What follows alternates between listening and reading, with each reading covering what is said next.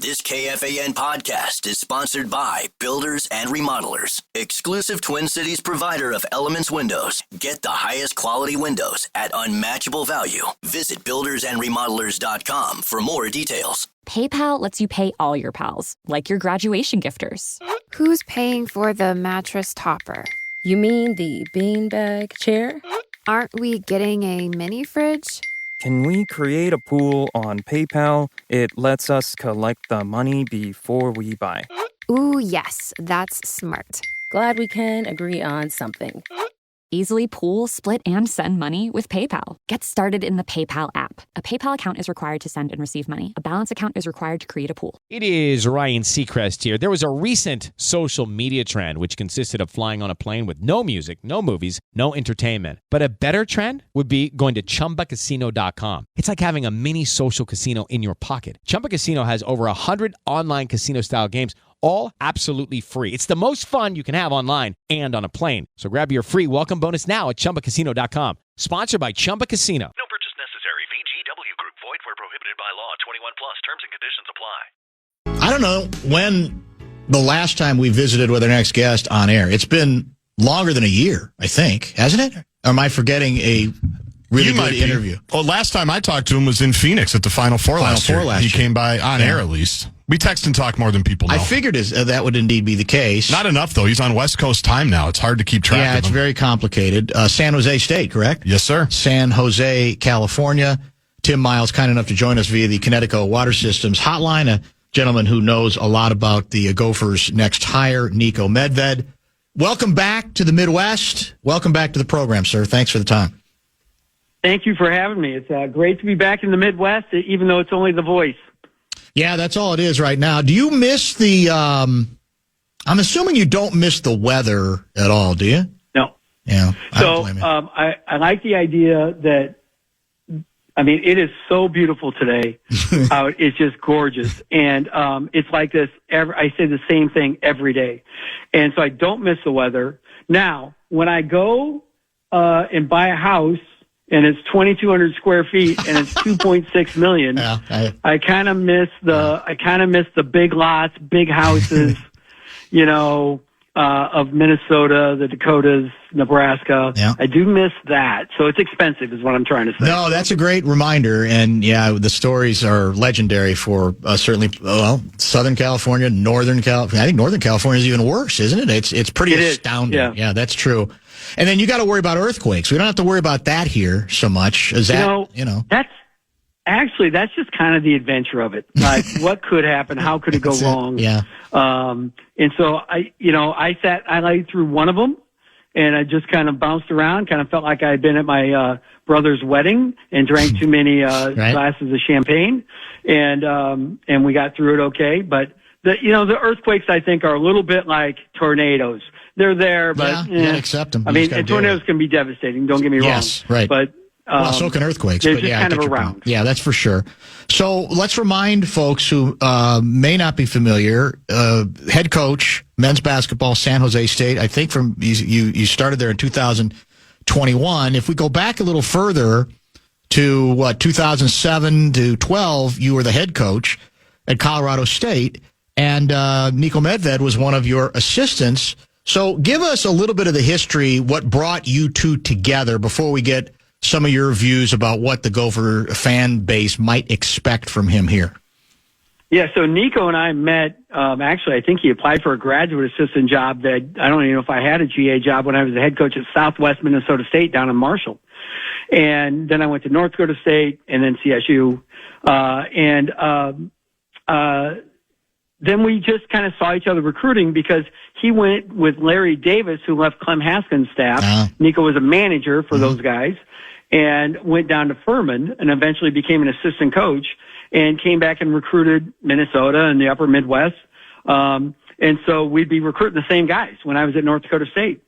And we got to be friends. And actually in 2006, I was prepared to take UNC Wilmington.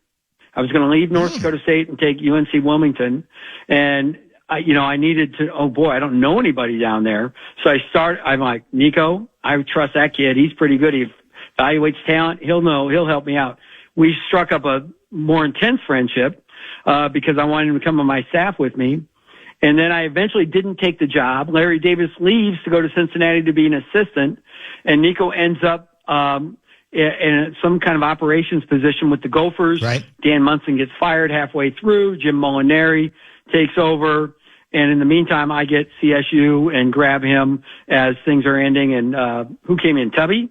Tubby came in. Right. And so he came with me. So I first guy with me coming to Colorado State. What is, in the time you got to know him, we like to think that every coach has a style of some sort, whether it's they are best managing egos, people, whether there's a great X's and O's acumen. I guess the best of them probably, you guys do all of it, have to do all of it to a certain degree.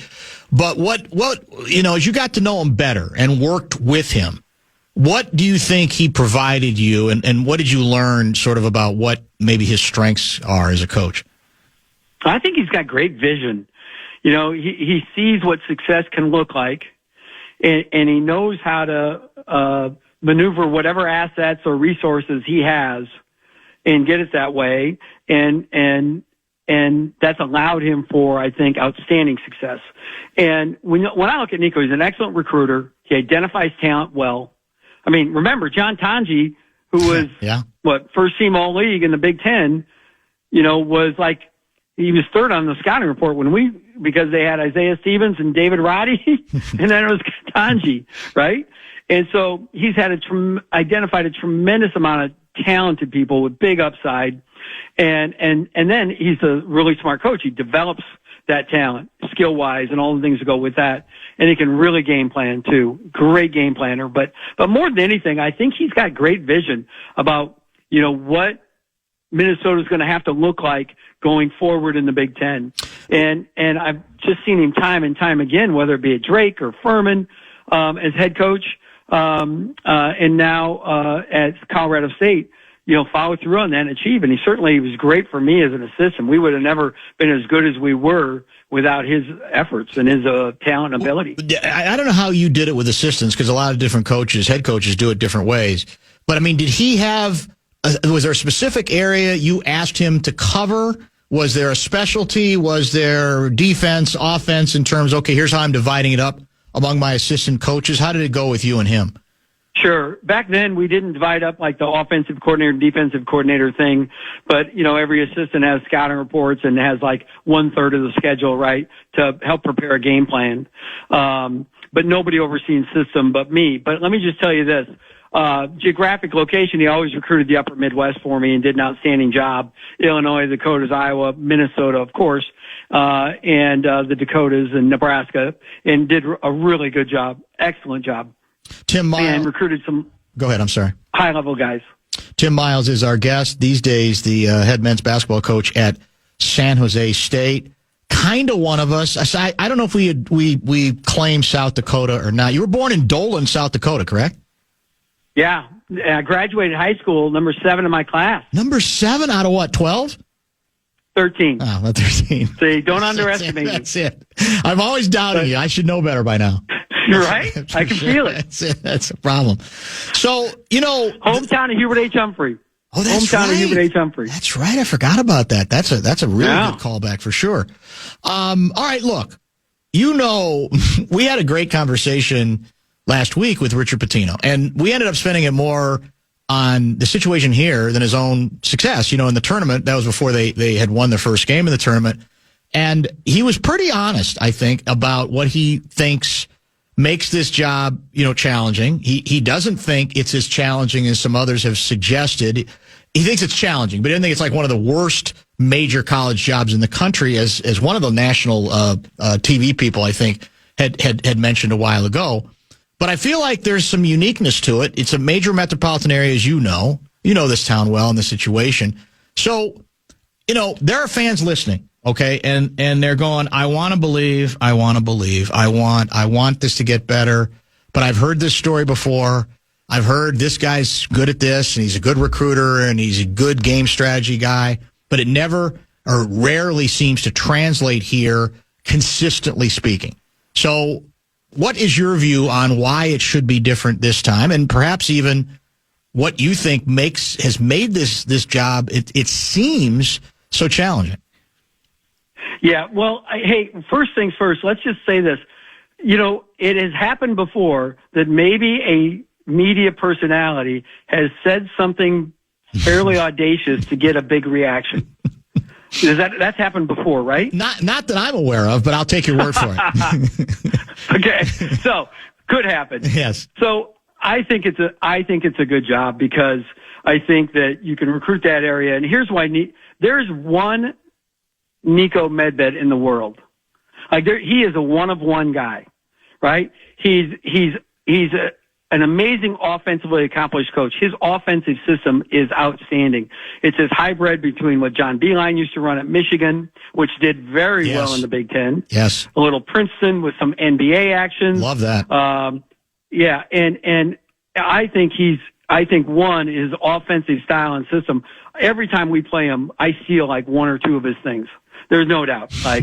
And because I'm not that innovative, but he is an innovative guy, and I think his teams are that way. And I think he knows how to put a team together, how to make the pieces fit. Sometimes when you just accumulate talent because you feel like you're up against it and you're trying to get a Big Ten athlete or the length and athleticism at this position or that position, you kind of lose sight of personalities. You kind of lose sight of how these guys are going to function as a team. And I think Niko doesn't lose that sight. I think he does that extraordinarily well. And I think that's why fans should have hope. And he's one of their own. And of course, so is Ben, who's a hell of a guy and I thought Ben coached his tail off over and over. And, but when you look at this, I think Niko he's really got this accomplished, offensive philosophy that's very hard to guard, and I think will translate well into the league. Niko, it's interesting because, like you said, I've heard a lot of good things actually about the offensive system. Those are a couple of the Beilein offenses I loved a lot at the University of Michigan for sure. And you mentioned there is obviously a local angle. He is one of us. Went to high school here, etc. So, do you think? Let's say for whatever reason that Niko Medved was from Chicago, okay, not from this area at all. Do you think this job would interest him? I mean, that gets back to how this job is viewed from afar. How much of it? Because Garzi and I were talking about this earlier, and he thinks it may have been a factor.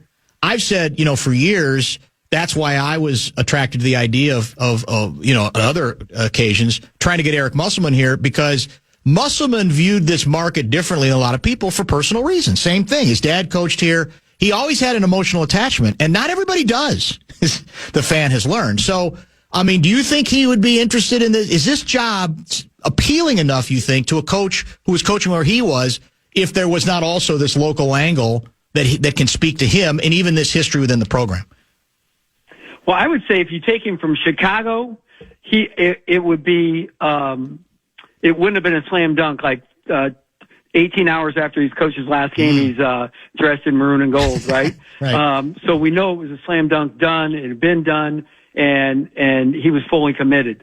Now, I think if he's from Chicago, he's from Big Ten land. He probably recognizes its qualities in the Big Ten, but it probably not quite the slam dunk mentally for him. But certainly, you also look at how much more are you going to achieve at Colorado State. Like he's really done such an amazing job. And so I think that you have to consider everything. I think being from Minnesota made it a slam dunk. And I think that most of those guys that end up doing that, it is a slam dunk. I still watch Gopher games because I grew up watching Gopher games. Sure. And I don't watch Illinois games. And I don't watch, if I have a connection to the staff or whatever it is, I'll watch them. If I really like their style of play or they kind of play the way maybe I play, I watch them. But a lot of those guys in the old Big Ten kind of footprint I'm talking about, there's a different, as you just said with Musselman and anybody, there's this different kind of tugs at your heartstrings type of mentality where you want to be that guy because that's what you grew up in your formative years watching, and that's your team. I mean, Clem Haskins, that's when Niko was a younger guy with those teams. Think of those teams that he watched at a young age. I mean, I think that that matters. And certainly maybe not as much, but if you're a Big Ten guy, you recognize the qualities of a place like the University of Minnesota. Money also, I don't have to tell you this, you live it. Money matters in a way it never has before. Revenue sharing, NIL, etc. Can you know Niko pretty well? Can we assume that if he was willing to make this leap, even with all the emotional attachments, he ain't going to make it unless he's been given pretty firm evidence that under Coyle and others, this program is ready to make more of a financial commitment, the kind of commitment that when it didn't have it, it sent play. That's part of the reason Ben Johnson lost some significant players. Can we count on you that he has been assured of that, or he probably we would not be talking about him today? Niko's a smart man. I have no doubt that he covered every base and got it to a place where he feels like he can compete well, win in the Big Ten and win in the NCAA tournament when they get to the NCAA tournament. And you can't do that if you're at the bottom of the Big Ten in rev share. And so he's a shrewd negotiator. There's no doubt that had to be a substantial upgrade. And obviously a big part of this whole story anymore in a way that not a lot of us certainly saw coming.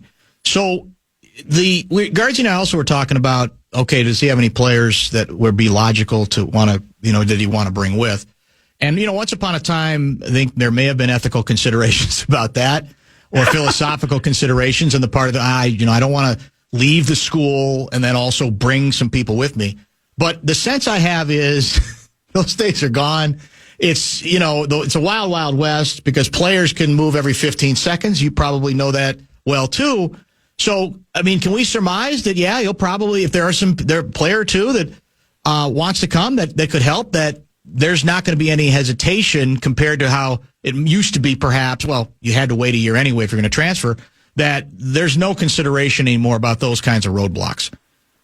Well, I think there's some consideration. Like, for instance, if a kid is going to hit the portal anyway, and he played for Niko, and Niko thinks he can play in the Big Ten, I got to imagine they'll recruit him. Right. And that would be a soft landing, so to speak. But I don't know that Niko, is going to say, we're going to take the whole team and bring them over that way. And, but I can imagine that happening. I think it'll probably be handled well and respectfully by Niko. But you never know either. Kids are kids and they may have other ideas too. And so, I think that you could always surmise that. And certainly, I left, every job I left, I didn't touch the roster. And when I left Southwest Minnesota State, we left a very talented, we just won 28 games and we had some real dudes that I could have taken to North Dakota State. When I left North Dakota State, I left a hell of a team that ended up in the NCAA tournament that we could have taken to Colorado State. When I left Colorado State, I left a team that won in the NCAA tournament that there's some of those guys that could have helped us at Nebraska. And we never did it because you didn't do it, 10, 15 years ago and stuff like that. Or rarely did you do it. And so, but it's different now. Kids you have more flexibility. You can transfer multiple times. And so it's kind of a assumed risk. It's kind of a accepted fact, whatever you want to call it. Did Derek Queen travel last night? So in person, I didn't think so. When I saw the replay slowed down, I thought so. Either way, it was a hell of a shot. Yeah. Tough way to lose. Not surprised it didn't get called. Yeah. I don't think it was flagrantly bad, but like I say, in person, I didn't really see it travel. When they slowed it down, I'm like, oh, he traveled. People haven't forgotten you, man. We're getting all kinds of texts. I need to run by you too as we continue our discussion with Tim Miles. Would you ask Tim what he may have said as an assistant coach at NSU to the worst free throw shooter he has ever coached? This is from Neil. Does that ring a bell? Yeah, Neil Chalmers. Okay. Yeah, like Neil, how about just trying to bank it in, or maybe we go underhand? Did he make it? It was just no nonsense, and Neil just kind of catapulted it up there. But I tell you what, Neil also took more charge than anybody I've ever met in my life. Yeah. Like literally, we had to tape him up with pads because he was so bruised. He looked like a 87-year-old man with all the bruising on his hips. Yeah, so you haven't forgotten. Here's another one I didn't expect. Is that Tim Miles? I dated his niece for 3 years and went and saw him in San Jose. I don't even know where I these have great folks come nieces, from. so this is a good guy. I'll tell him that. Must be, he's got good taste. Yeah, for sure. So I don't know if he made a trip to see you guys play or whatever the case may be. We had people out. Yeah, we had a whole bunch of Minnesota folks out a few times. And it's fun when you have different jobs, different places of the world. Just think of this. I've had 6 head coaching jobs, every level, right? I always thought I should have, instead of alumni night, I should have a summer event, Coach Miles alumni night, and get all those different kids from all those different teams together. You should. That's a great idea, actually. Well, right? Do that in Minnesota. It's an interesting thing you bring that up because obviously this profession, there can be a lot of movement. I mean, there's some of the legends who stay one place 25, 30 years, although anymore, I don't even know if that's going to happen. And then there's the more standard way, which is you move around a lot, which you have indeed done that. So I don't want to get too deep and too philosophical here, but how do you look back on that? Do you say, well, this is the price of doing business. This is the way it works. I'm a coach. This is what I'm made to do. Because there's family considerations. There's a million things when you're moving around that much. So do you say that's just the deal, or does it feel like it comes at a price sometimes, or what do you think now that you've been doing it as long as you have? There's no doubt it comes as a price. There's a price to pay for moving around. It's hard on your kids, hard on your family, your wife, everything like that. And I had no pedigree, right? I played JV basketball at the University of Mary in Bismarck, North Dakota, which was NAI at the time. Okay, ran track, was better at track. So I ended up getting a GA job at an NAI school. So it wasn't like I played for Duke. And I had or played at Kansas and Roy Williams vouches for you, right? So the job you take is whatever job you can possibly get. Yeah. One of the stories, Dan, I remember is I had 37 resume cover letters sitting there that I was folding and sending to everybody, anybody that had a job, right? Whatever head coaching job. I'm like 27 years old. I'm at Northern State in Aberdeen. That's where I coached Neil Chalmers, right? In Montana, it was Miles City, Montana, Miles City Community College. And at the end, I wrote, come on, man, this job's got my name written all over it, right? I didn't even get a rejection letter from those guys, right? So you're taking any job you can get. Yeah. You're trying to make the big time where you're at, and we were lucky. Mayville State, we hit it, went to 2 NAI national tournaments. Butch Raymond, who was longtime commissioner of the Northern Sun, became athletic director. His son had transferred from St. Cloud to play for me on those teams. Butch becomes the athletic director after leaving St. Cloud State as a basketball coach and becomes the AD at Southwest State. He's seen me play 8-9 times. I get the job, right? Mm-hmm. So then, you get lucky and you get those jobs, right? And it just kind of comes with the price of doing business, especially when I think you're kind of a nobody. And so as you progress, there's got to be some, and we go back to, assumed risk, that, hey, we're going to move. But it's hard on your family without question. Yeah. And so are those things. But at the same time, it's provided a life and so many great experiences and so many phenomenal relationships with coaching staff members, players, you name it, fans, donors. Your life becomes your job, right? You just don't get away from it. Yeah. And you're talking about this is back in the days, the kids aren't going to understand this, where you were like typing this stuff out on a typewriter, right? This was the days of email, sending out mass emails. You had to type these things up, correct? Come on. This job's got my name written all over it. Doesn't get even a response. That's a good line. That's not a bad line, actually. That's pretty good. Last question on Niko. So personality-wise, I think Guardsy's going to arrange that we have him on tomorrow. Is he fire and brimstone guy? Is he cool, calm, collected guy? Give me a little hint of his personality. Guys, come on now, for crying out loud. We got to do this right. That's a pretty good Niko impersonation. It's not bad. All those old CSU guys are giggling. But he's a great guy, big personality, really smart, can read a room. You know what I mean? He knows, so you walk into a living room, you're recruiting, he understands, okay, this is what's important. He goes to a donor group or whatever. He knows what's important. He gets it. He's got a great personality. He's a leader. Like I say, he's got that vision. I love his vision for what he thinks, and I'm sure he's portrayed that to to Mark Coyle and the Minnesota constituents, and you'll hear a lot more of it here coming soon as he's going to be the official mouthpiece of the Gophers. You are 58, is that right? Yeah, 58 years old? Exactly. Okay, so are you going to be are you in this for another 20 years? Are you going to be one of those lifers, or are you saying, I'm getting tired of this nonsense? No, I'm not tired of it, and I'm going to keep doing it. My dad lived to be 98. His mom lived to be 101, so I'm going to be an old dude. Perfect. So I don't want to quit too early. No. So we got to keep going. Yeah, why not? Yeah. Because, as you know, a lot of the coaches, well, maybe more in football, college football and college basketball, it's like, it's too crazy now. It's too insane. It's changed too much, and I don't want any part of it. But it sounds like you still sound pretty enthusiastic. Yeah, it's fun. Here's the thing. There's still college kids. They're still trying to figure out. We have some loopholes I wish we'd close up in college athletics. I'm dumb enough to believe we will, or we're going to figure out how to handle it better, I don't think it's fun for the fans to have a new team every year. I mean, nobody signed up for the Rochester Hornets or whatever the hell they were, the ABA team or G League team or the FMBs or the, whatever G League Skyforce, Sioux Falls Skyforce. We don't want to just see 9 new guys every year, right? Sure. Yes. And so I think if we can get that just a bit under control, maybe we write these NI deals with multi-year contracts and buyouts, just like a coach has if he leaves or whatever. A player would have it too. Maybe we'll slow some of that down, and it'll be more steady. And I think everybody would be willing. I don't think anybody's against the idea of the NIL and the players and the rev share and stuff, but I just think it's more the fluidity and how we're losing them and why. My buddies I've got friends in the NFL and the NBA, and one of my buddies in the NFL, he says, Timmy, can you imagine unrestricted free agency at every position every year? That's asinine. Yeah.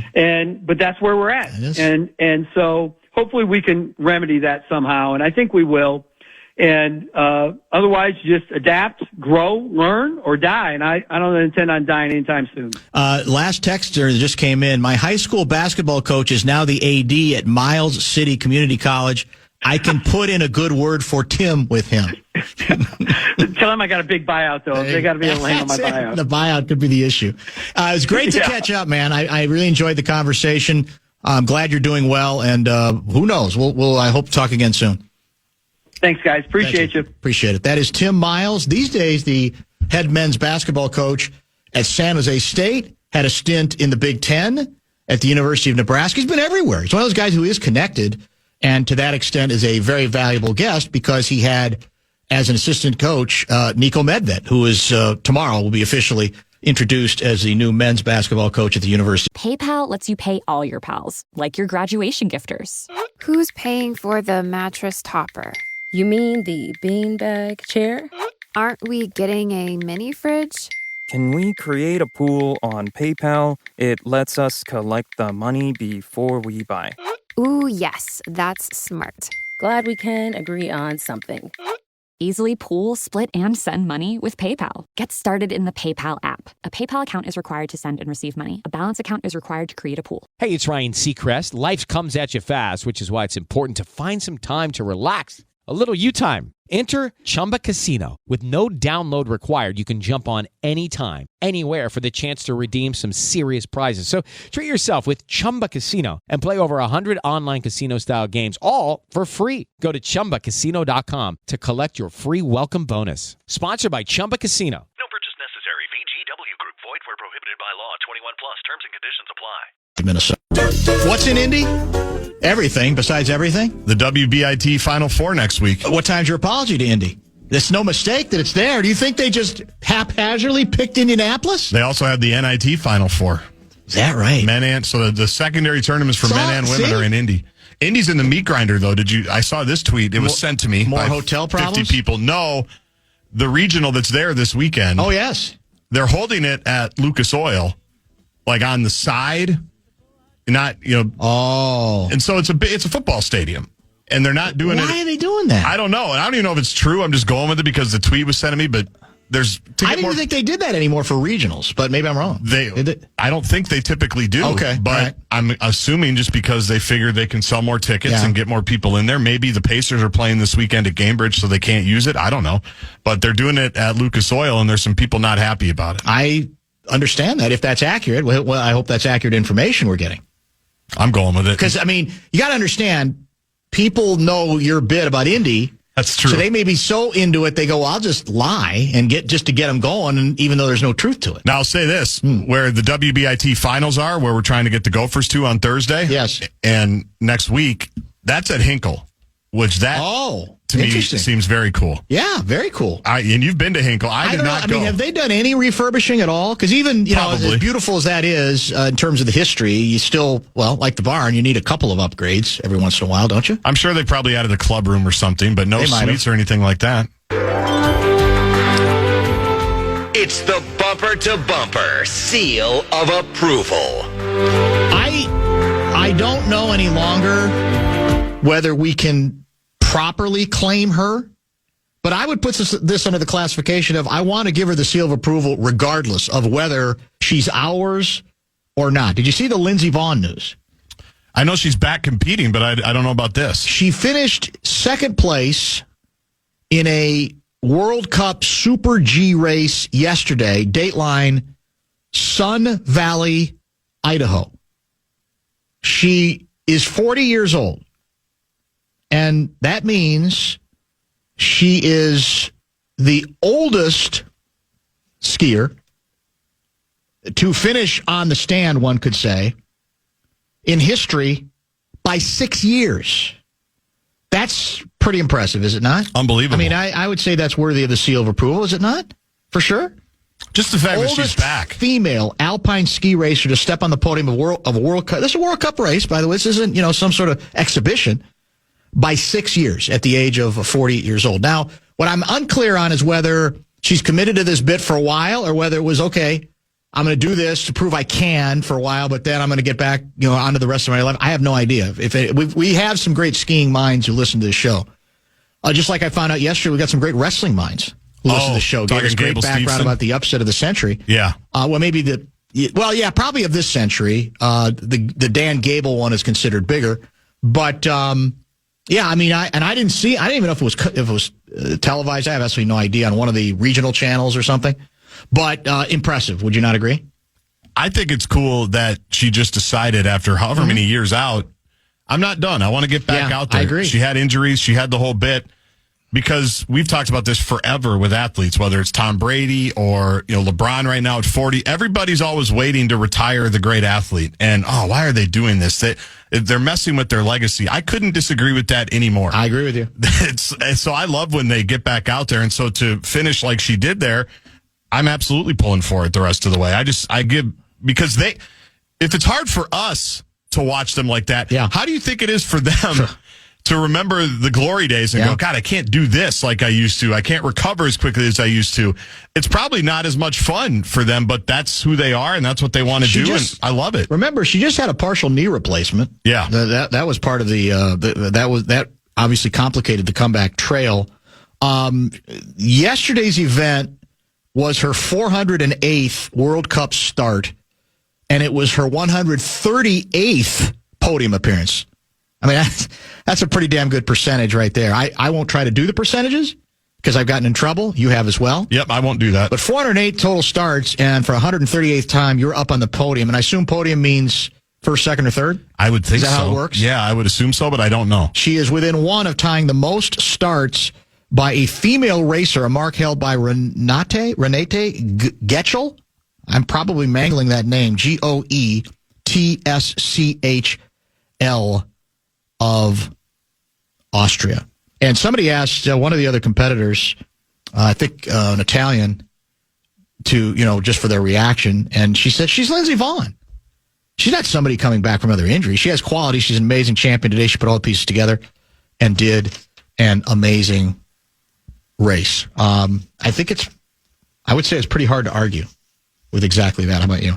That's the way I look at it. Exactly. I just think it's awesome that she's back. Chris Carter is supposed to join us at about 5:30 today. Is that correct? Those are my terms. Yeah, that's what I've been told. That is indeed the plan. Bradshaw and Bryant, KFAN text line is open, 64686. If you'd like to contribute to anything that we have discussed earlier today, I enjoyed that conversation. We always have had good conversations with Tim Miles over the years, and I thought that one worked out pretty well as well. Meanwhile, news on the march. It's our first news on the march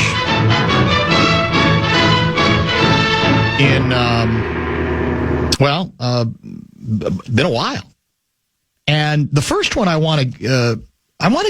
very curious to get reaction from the audience on this. And I don't know if you even saw this. I got this tidbit from our guy, Gerald Posner.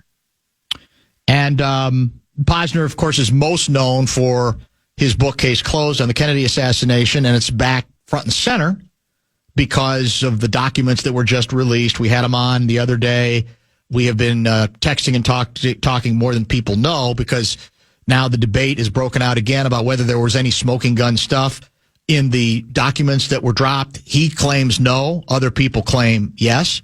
They may have financial reasons to believe it or want to believe it, but nevertheless, Posner's not a one-trick pony, though. I mean, he's written, what is it? Got to be 25 books by now, up in that range on a number of different topics, including one of the big fat ones of the last, I want to say it's been 5 years ago, maybe a little more than that. Pharma came out. His exhaustive investigative journalistic look at Big Pharma that got a lot of attention. And he tweeted this out earlier today. Great news. The end of Big Pharma direct-to-consumer TV advertising. That was an announcement made by your guy, RFK Jr. I saw that, yeah. America is one of only 2 countries in the world that permit drug companies to spend billions annually to persuade patients to ask their doctors for the newest and most expensive medications. Are you celebrating that decision, that edict, if indeed that's where this is going, to the degree that Posner is? I think I am. Now, there's a part of me that sort of doesn't want to get in the way of, I may not like some of the stuff that's on, but I don't want to limit. I don't want to necessarily have edicts that it can't be on. But it was interesting for me to learn that there are so few countries. Well, he named it. Well, only one of 2 countries. I think New Zealand's the other that readily permit drug companies to throw. And these are, on a given day, if you're watching TV all day, especially weekend sports, primetime stuff, national stuff, it's endless. Yeah, you're getting dozens a day, probably. I think more than I ever remember. Yep. Right? Yep. Having to do with Ozempic and just a million different things. And because we all kid about the asterisk at the end of these things, naming the 57 conditions side effects that you might have. Yep, the disclaimers. The disclaimers, as we say. You have one of the greatest disclaimers in history with your cable stuff. It's tremendous. And you say it really fast. I have to. And you have to. But I'm curious to get the average Rube's opinion on that. Do you too celebrate? Look, RFK Jr. is polarizing. And he falls under the classification. Kessler and I have talked about this. And last time we talked about it, I think Kessler made this point that there's some stuff with RFK Jr., at least for some of us, where you go, oh, my God. And then there's some other stuff where you go, well, no, that kind of makes some sense. Is this one that makes sense to people? Or are you what's the political philosophy in which you don't think it's the right for the government to get involved at all? And it's sort of like, let everything out there and then we have to sort through it. And that could be dangerous in some cases, but better that than taking away the right that a company, if they've got the money, to say we're going to advertise. There's a term I'm looking for. Are you thinking laissez-faire? Well, it might be. That's not the political persuasion I'm looking for, but it'll come to me in a minute. Somebody will know. But I'm curious to get the average Rube's opinion via the Bradshaw and Bryant KFAN text line. We need to pause 64686. You're right. I'm behind schedule. We need to straddle. Yeah. My response would be, I've always thought it's strange that drug companies can advertise as much as they can. Am I naive to think that my doctor should just be giving me what they think I should be getting? Yes.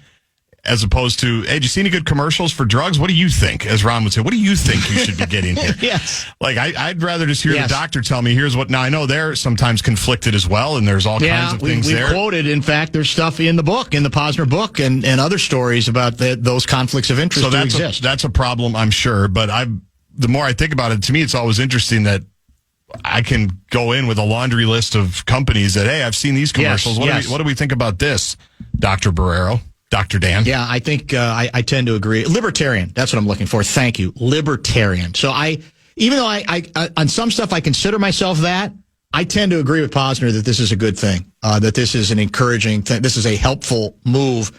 And I feel better about it, particularly if I've learned that a number of other countries that just don't, that it in their own way, no matter how they're presented, or maybe in some cases, especially how they're presented, there's so much misleading stuff in there that might make it too easy and become too enticing, that it should be the kind of thing that you go in with your doctor and you talk to your doctor about as well. I got another news on the March item to get to after a very, very short pause. It's kind of done as material as well. So it's one or the other or both. PayPal lets you pay all your pals, like your graduation gifters. Who's paying for the mattress topper? You mean the beanbag chair? Aren't we getting a mini fridge? Can we create a pool on PayPal? It lets us collect the money before we buy. Ooh, yes, that's smart. Glad we can agree on something. Easily pool, split, and send money with PayPal. Get started in the PayPal app. A PayPal account is required to send and receive money. A balance account is required to create a pool. Well, Guardsy, as we look back on it, what would you say is your favorite, the end of Big Pharma direct-to-consumer advertising moment? Is it already over? It's apparently already over. I'm looking at a headline from the Daily Beast. MAGA fooled by official RFK Jr. plan to ban pharma ads on TV. Oops. No such plan apparently exists.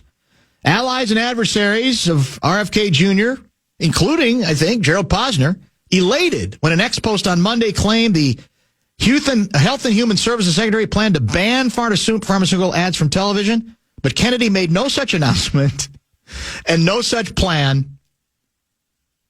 exists. And there's quotes from everybody. Great idea. Josh Hawley, Republican, Missouri. Rich Greenfield, media analyst. Gerald Posner. Praise Gerald Posner. The list goes on and on and on. Department's press office said the news is false. The social chatter you were hearing that HHS banned pharmaceutical advertising is not accurate. And this might be under the classification of something you want to believe, and it felt kind of semi-official, and it's too easy. As we know, in this modern world, whether you're on X or whatever else you're on, and what's funny is I've got a slew of texts that have come in just since we broke, laying out celebration of that announcement that was false, that did not take place. Most of the people texting saying, yeah, you know, I'm usually libertarian guy, I hesitate on jumping in, but here's a place where it would be helpful to jump in. And this would be a healthy thing, a good thing.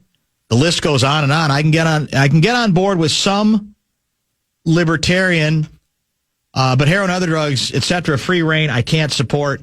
Guess somewhat of a hypocrite, but I worry about my young son. Well, there's not advertising about those things, I don't believe. But anyway, Assumption, Minnesota guy here. Yes, look it up. Pharmaceutical advertising is absolutely wrong. Standing with RFK on this one, for sure. No patient should be going in asking his or her doctor about a glorified drug they saw 1 million times.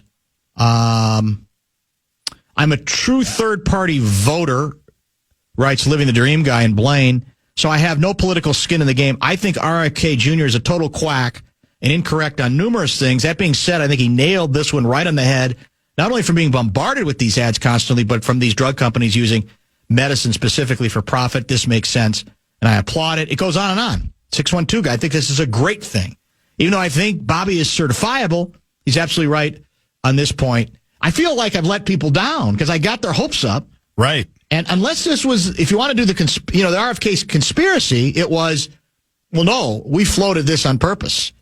We're saying it's not true because it's not true now. Right. But what we've noticed is the number of people who are applauding this. So now there's your trial balloon, and we're going to come back after we studied it a little longer and figured out a way whether it might survive some court challenges to get it done. Chess, not checkers. That's what they say, Chess, right? not checkers. Yeah. That's what they're playing right now. I didn't get to the done as item. I'll save it maybe for after the top 5 at 5. It was also supposed to be part of the news on the March, and it is an astonishing development today out of Washington, D.C. Is that text message related? Yes. Well, no. Group text? Yeah, group text. Yeah, group communications, shall we say. Got it. Chris Carter is going to join at 5:30 as well. Top 5 will include Wolves, Wild, NCAA, and Nico. Wendy's is the official hamburger of March Madness, which means more deals for you and more burgers for your face. It also means we got a junior bacon cheeseburger or a double stack for $1 with an in-app offer and a purchase. It's hard not to get excited when there's an offer of 2 of the freshest hot off the grill burgers that Wendy's makes. The junior bacon cheeseburger with the fresh beef, applewood, smoked bacon cheese, crispy lettuce, tomato, and mayo. And the hot and juicy double stack with 2 patties of fresh, never frozen beef with cheese, ketchup, mustard, pickle, onion. The real champions of March Madness. Head to Wendy's app and grab a $1 junior bacon cheeseburger or a $1 double stack and an in-app offer and a purchase. For the freshest deal in fast food, gotta be Wendy's. PayPal lets you pay all your pals, like your graduation gifters.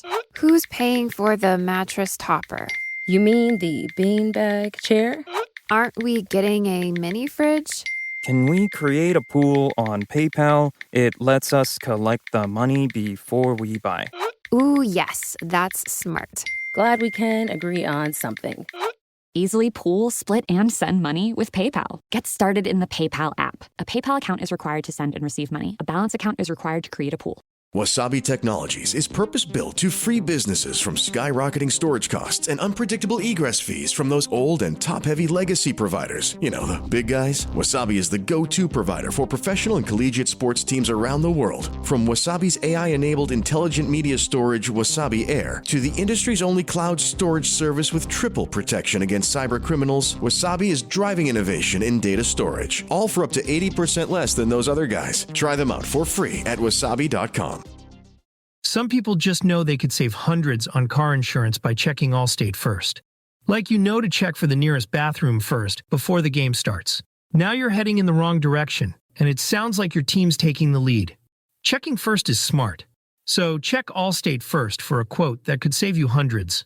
You're in good hands with Allstate. Savings vary, subject to terms, conditions, and availability. Allstate Fire and Casualty Insurance Company and Affiliates, Northbrook, Illinois.